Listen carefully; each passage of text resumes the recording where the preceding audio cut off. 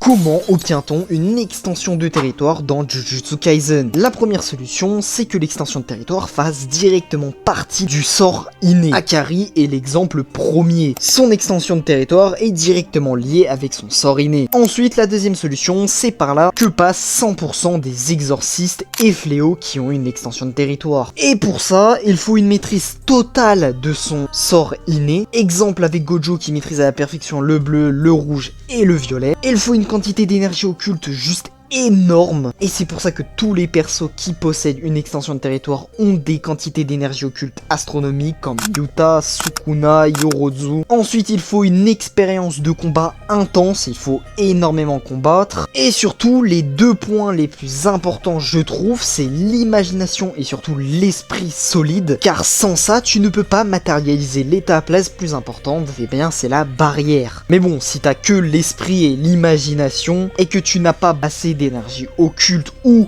une maîtrise de ton sort à la perfection, tu n'arriveras maximum à créer que des territoires simples comme Miwa ou Megumi. En bref, posséder une extension de territoire complète, c'est extrêmement compliqué, car si le personnage remplit que 4 critères sur 5, il ne pourra pas maîtriser l'extension de territoire ou alors elle sera incomplète. Il faut vraiment que toutes les données soient réunies pour pouvoir activer l'extension de territoire. Et c'est avec ça qu'on se rend compte que l'extension de territoire, c'est pas donné à n'importe quel pecno dans le Jujutsu Kaisen. C'est une technique qui est réservée à l'élite.